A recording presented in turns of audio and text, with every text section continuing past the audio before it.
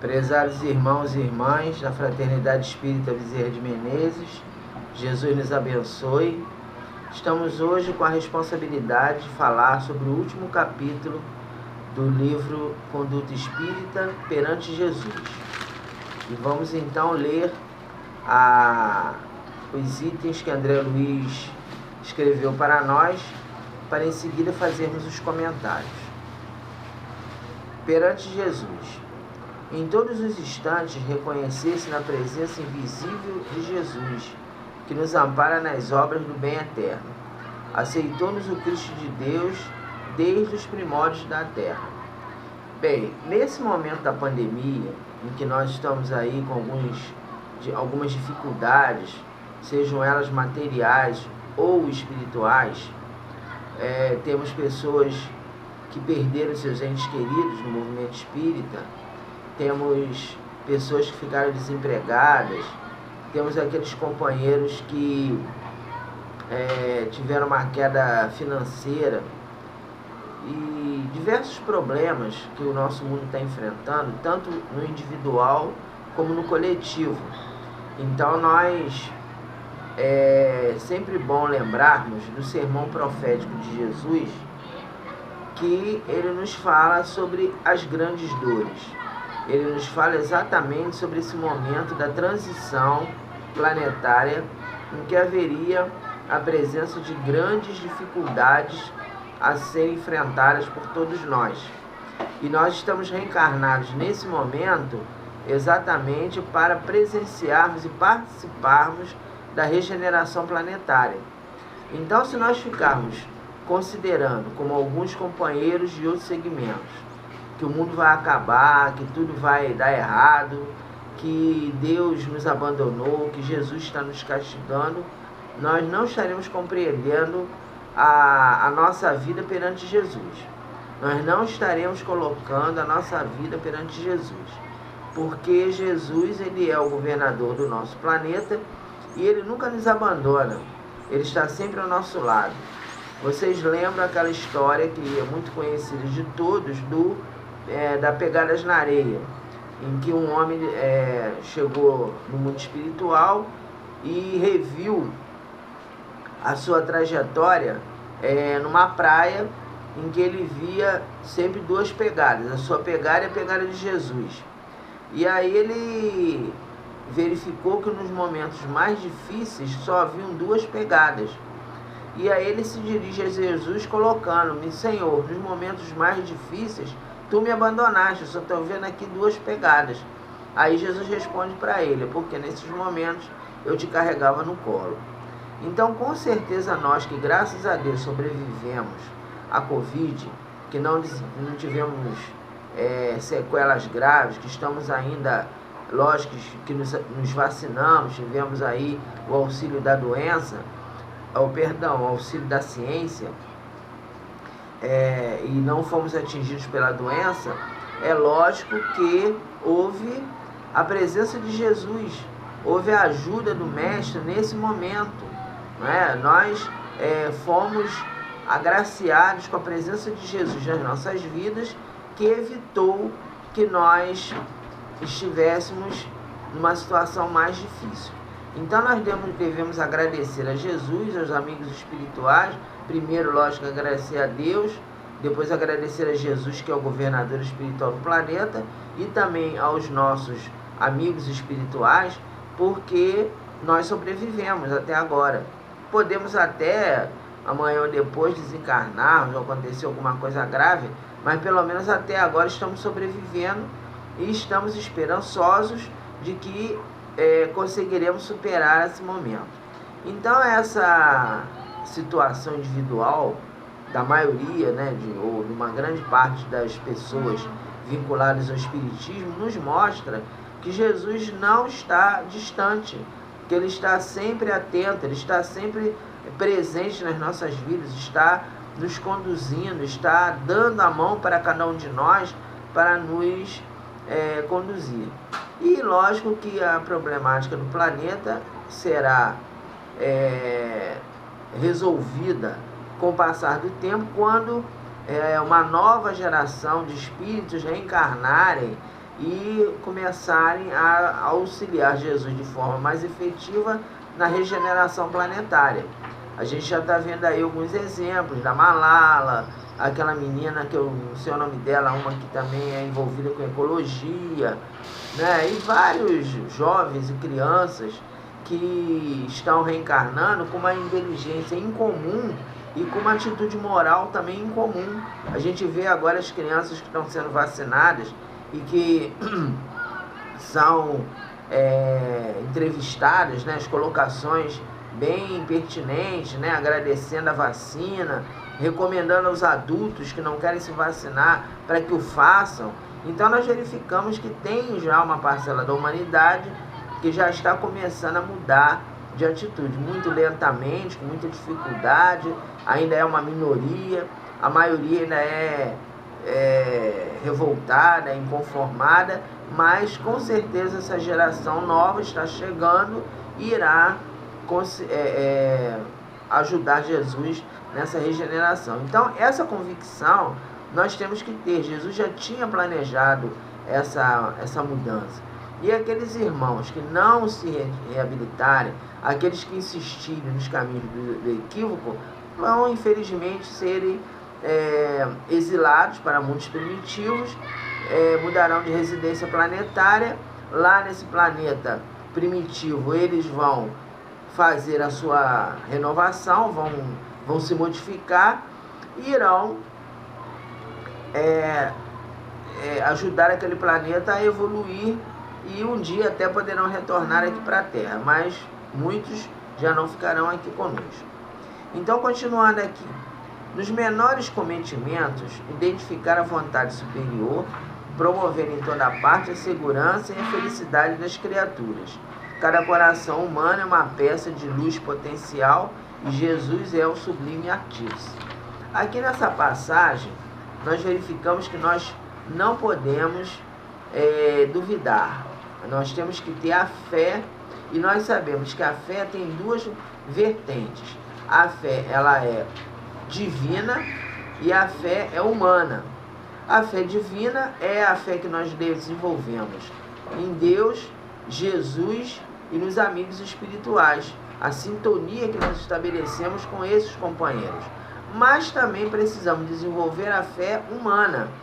Porque se nós acreditamos nos nossos protetores, mas nós não nos esforçamos, ou seja, se nós não fazemos a nossa reforma íntima, se nós continuamos ainda presos ao egoísmo, ao orgulho e à vaidade, sem fazer um esforço para melhorar, ainda que de forma bem precária, as nossas atitudes, nós não estaremos colaborando, não estaremos avançando, estaremos estacionados, estaremos naquele processo de evolução horizontal, que é a evolução ainda daquele que fica preso ainda às imperfeições e não consegue avançar. Então nós precisamos aliar a fé humana e a fé divina para que avancemos, para que continuemos a nossa caminhada. Voltando aqui a André Luiz, lembrar-se de que o Senhor trabalha por nós sem descanso, repouso em débito, deserção do dever. Logicamente que todos nós temos direito ao lazer, né? Então nós temos o direito de periodicamente tirarmos as nossas férias, tirarmos um período de descanso do trabalho da casa espírita, mas não podemos desanimar nem desertar das nossas tarefas. Tomar aquele posicionamento, eu já estou muito tempo no centro, eu já faço isso há muito tempo, eu já estou cansado, eu já vou me aposentar da mediunidade, eu não estou mais conseguindo fazer palestra. Não, nós temos que trabalhar dando o melhor de nós.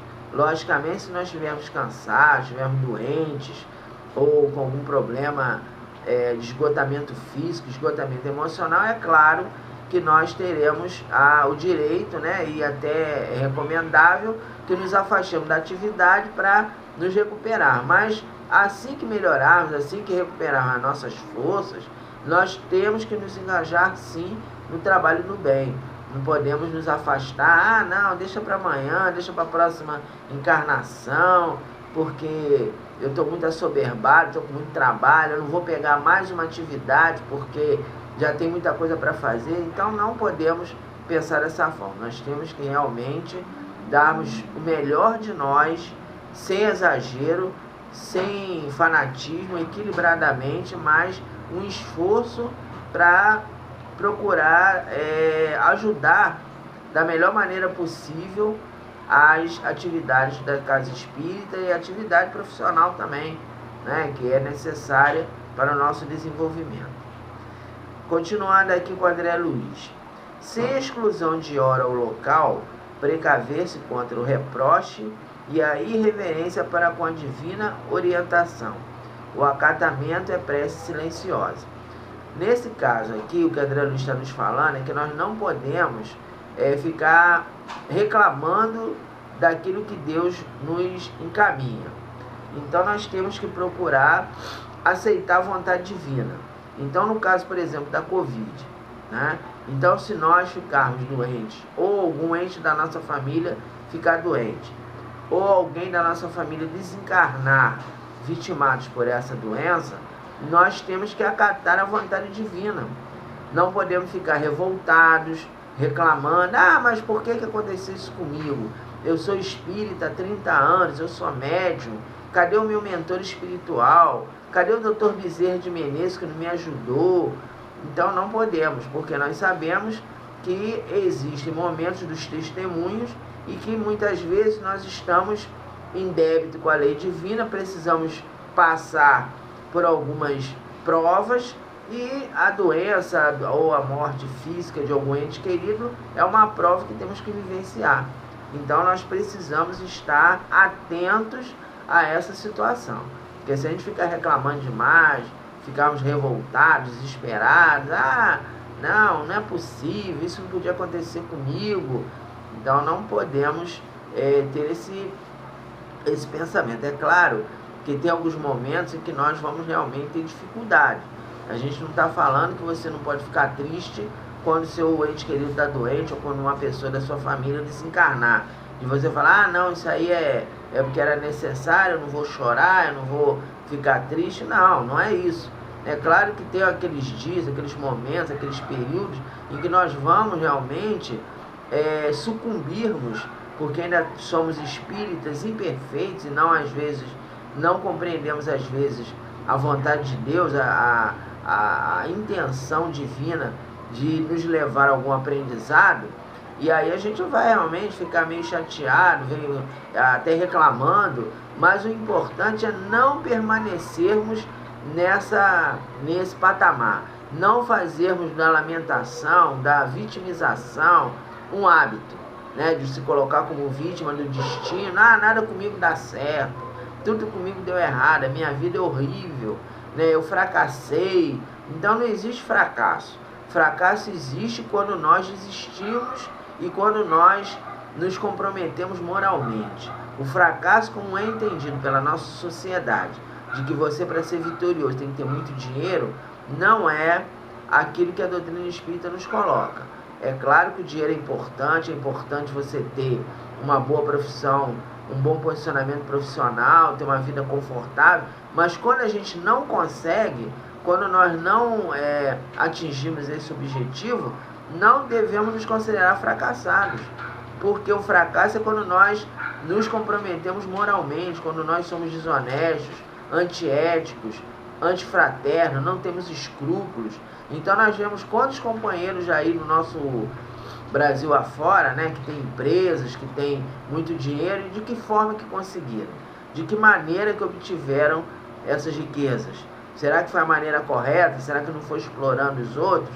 Será que não foi desmatando a Amazônia para pegar ouro na terra indígena? E aí você vê a pessoa empresária, o fulano conseguiu grandes riquezas, mas de que maneira? Ele teve que tirar ali o índio da terra dele, teve que matar algumas pessoas para conseguir. Então isso está em desacordo com a lei divina. Então essa pessoa não é vitoriosa, é um derrotado moral. Continuando, negar-se a interpretar o eterno amigo por vulgar, revolucionário e terreno. Reconheçamo-lo como a luz do mundo. Aqui é um outro detalhe também importante, que nós sabemos que tem alguns pensadores que consideram que Jesus é uma pessoa comum, né?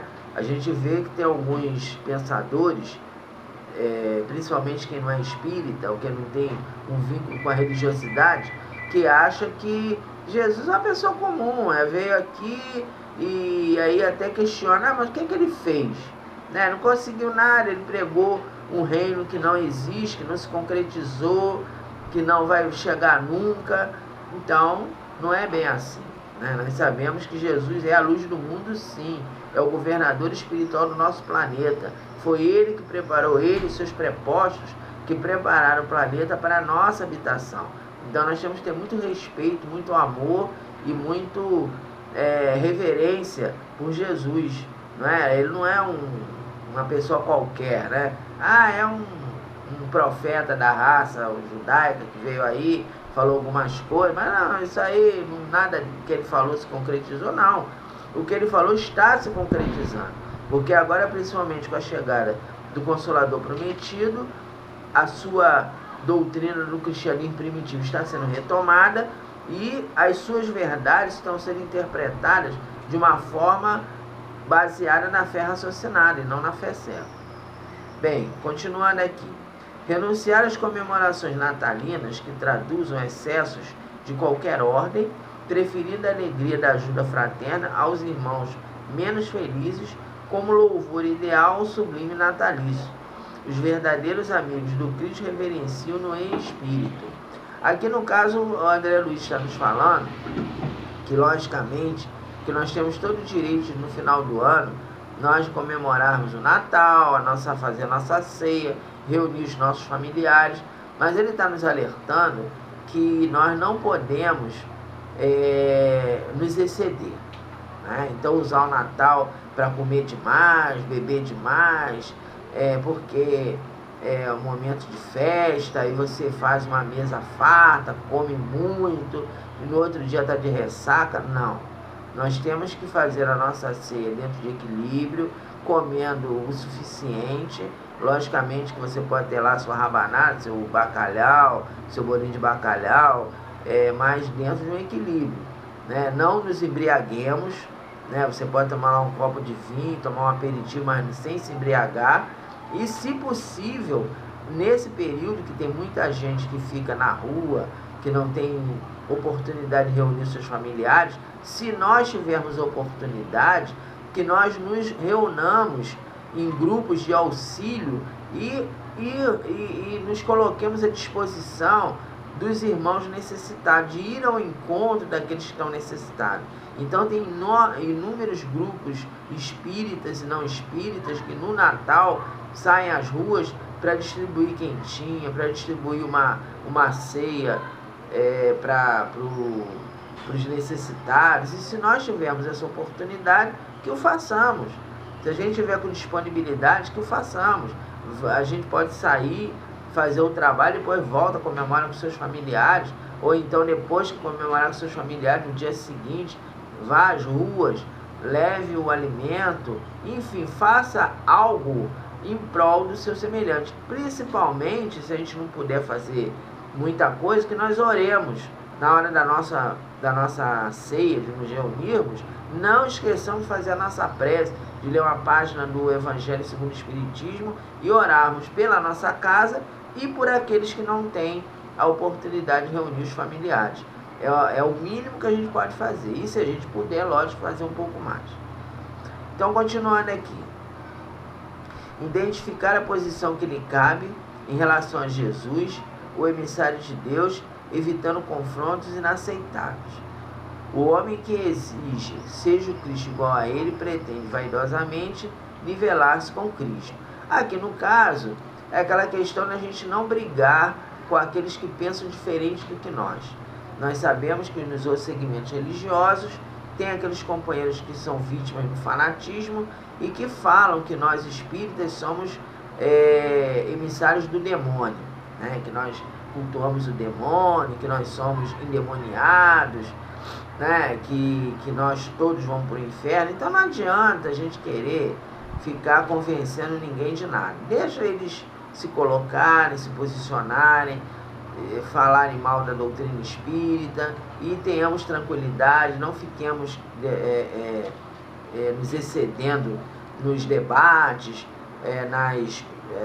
nas disputas retóricas, porque a pessoa tem o seu posicionamento, nós temos que respeitar, e a gente tem que entender que um dia todo mundo vai ter que se render a certas evidências. A pessoa nega uma série de coisas, mas um dia a pessoa vai ter que, ao desencarnar, quando a pessoa desencarnar, a pessoa vai ver que certas verdades que a pessoa não acreditava são autênticas. E aí a pessoa vai ter que rever os seus posicionamentos. A gente tem que dar tempo ao tempo. Não adianta eles querer impor que naquele momento a pessoa vai pensar como nós, que isso não ocorre. Bem, a última, em todas as circunstâncias, eleger no Senhor Jesus o mestre invariável de cada dia. Somos o rebanho, Jesus é o divino pastor. Aqui, meus irmãos, é ter Jesus como uma luz divina em nossas vidas. Não percamos de vista o esforço de procurarmos seguir os seus ensinamentos e testemunhar as suas verdades. Porque o problema nosso é que, na teoria, todos nós conhecemos Jesus, e já há bastante tempo que nós já reencarnamos, já ouvimos falar de Jesus, alguns de nós já transitamos por outros segmentos religiosos e não conseguimos ainda colocar em prática a essência dos seus ensinamentos.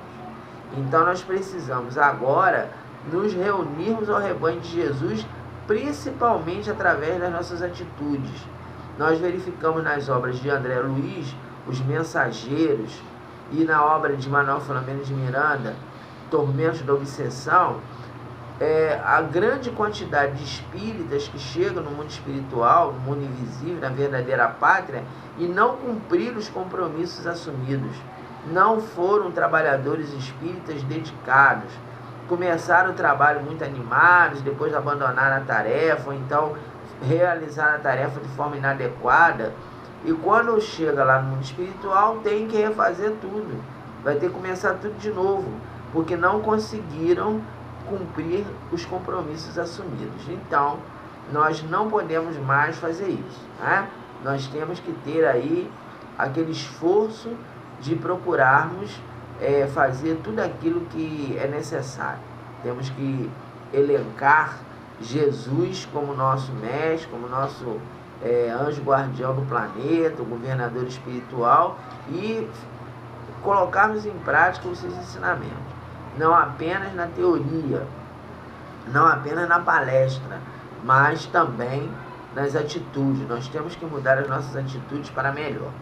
E tem uma passagem aqui de Colossenses, de Paulo, Colossenses, capítulo 3, versículo 23, que o nosso irmão fala o seguinte: e tudo quanto fizerdes, fazei de todo o coração como ao Senhor, e não aos homens. É uma passagem de Paulo.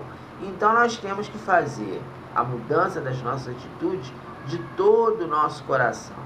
A gente não tem que estar preocupado com aquilo que as pessoas pensam de nós.